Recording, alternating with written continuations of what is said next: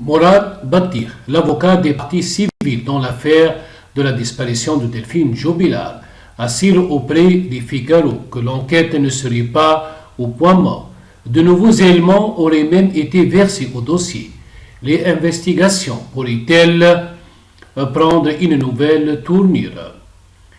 Morad Batir conseille l'oncle et la tante de Delphine Jobilal. Ces derniers avaient été entendus par les enquêteurs vendredi 1er avril.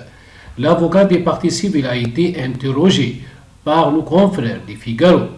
Il assure que l'enquête serait en train d'avancer et de nouvelles preuves auraient été collectées par les fonctionnaires.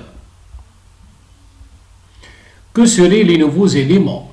Pour Morad Batir, la culpabilité de Sédic Jobilal ne fait que peu de doute. Selon ce dernier, une crise de jalousie après un message de l'amant de l'infirmière aurait déclenché au sein.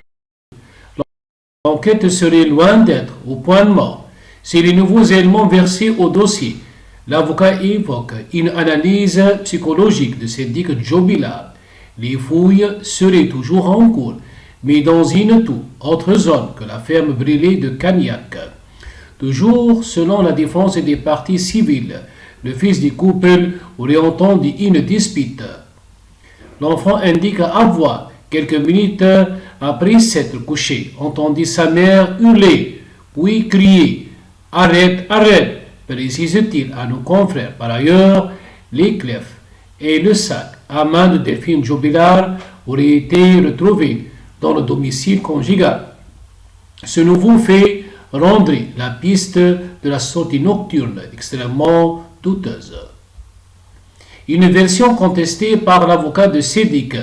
Lors de leur audition, l'oncle et la tante de Delphine Jobilal auraient affirmé aux enquêteurs que, contrairement à ce que s'explique Cédric, la séparation en cours du couple se serait passée avec plusieurs accrochages. Selon l'avocat, ces derniers jours, les fonctionnaires seraient à la recherche du corps, mais dans une nouvelle zone.